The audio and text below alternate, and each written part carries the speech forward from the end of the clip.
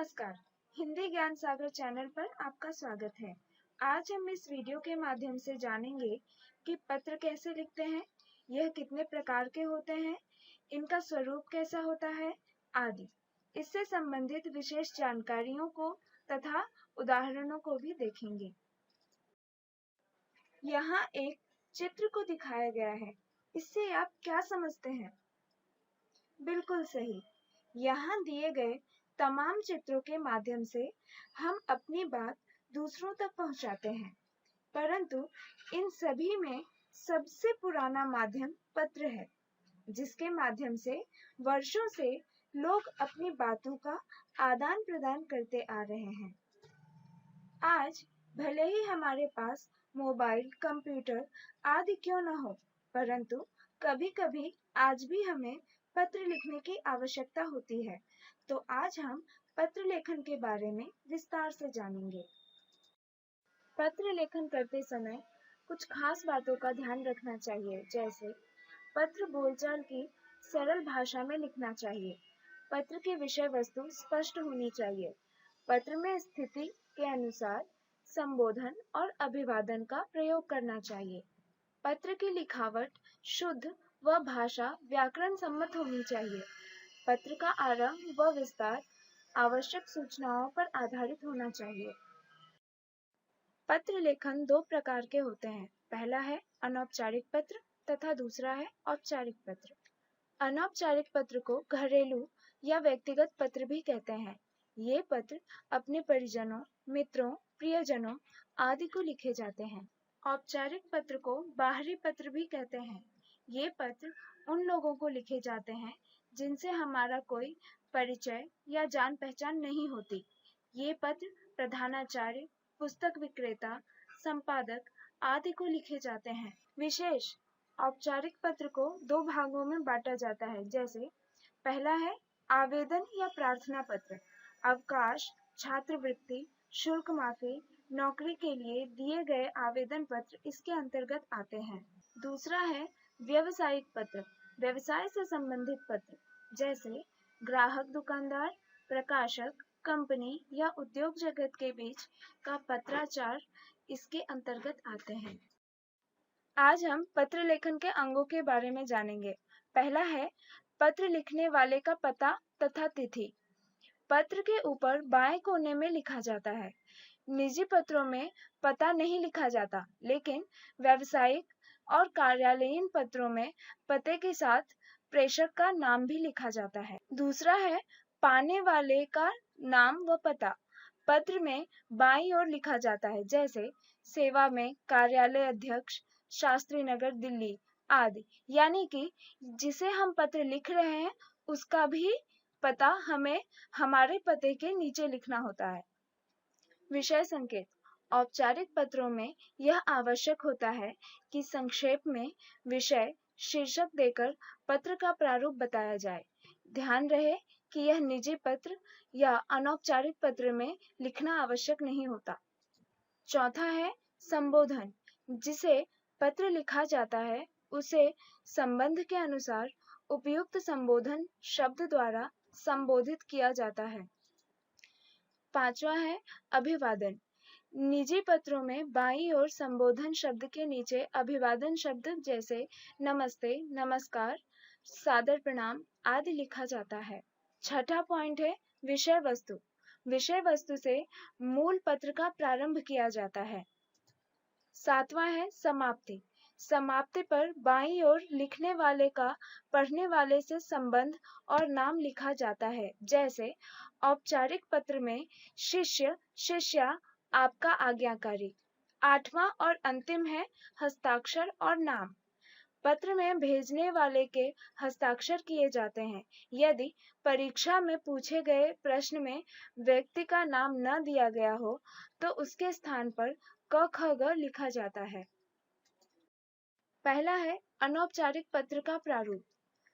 पत्र लिखने वाले का पता, फिर उसके नीचे दिनांक, उसके बाद पत्र प्राप्त करने वाले से जो आपका संबंध है वह आएगा, फिर अभिवादन, उसके बाद विषय विस्तार यानी संदेश जो आप उन्हें बताना चाहते हैं, उसके बाद पत्र लिखने वाले का प्राप्तकर्ता से संबंध क्या है वह, उसके नीचे नाम, केवल पहला नाम लिखें, पूरा नाम नहीं।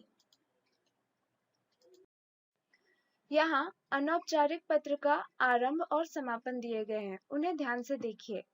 जैसे प्राप्तकर्ता से संबंध और संबोधन कुछ इस तरह से होंगे। माता पिता, दादा दादी व बड़े संबंधी के लिए पूज्य, आदरणीय, पूजनीय। वहीं गुरुजन या आदि के लिए माननीय या श्रद्धेय। अभिवादन में चरण स्पर्श, सादर प्रणाम, नमस्कार। समापन आपका, आपकी, आपका पुत्र, आपकी पुत्री, आपका प्रिय या स्नेहाकांक्षी इत्यादि। मित्र को पत्र लिखने के लिए संबोधन में प्रिय, प्रिय मित्र, प्रिय बंधु और अभिवादन में सप्रेम नमस्कार या नमस्कार।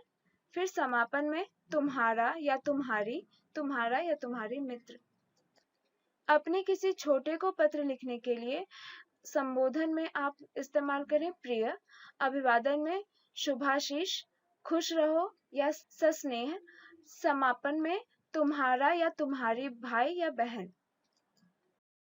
दूसरा है औपचारिक पत्र का प्रारूप, यानी पहले पत्र भेजने वाले का पता, उसके नीचे दिनांक, फिर पत्र पाने वाला यानी आप जिसे पत्र लिख रहे हैं उसका पता, उसके बाद विषय यानी आप पत्र को किस विषय में लिख रहे हैं, पत्र क्यों लिख रहे हैं, वह आपको एक लाइन में लिखना है। उसके बाद संबोधन में महोदय, मान्यवर आदि। फिर है विषय विस्तार, उसके बाद धन्यवाद, पत्र लिखने वाले का संबंध, समापन यानी उसके नीचे आपका नाम। औपचारिक पत्र का आरंभ और समापन कुछ इस तरह से होगा। जिसे आप पत्र लिख रहे हैं, जैसे प्रधानाचार्य को लिख रहे हैं तो उनके लिए संबोधन श्रीमान या श्रीमती जी, महोदय या महोदया।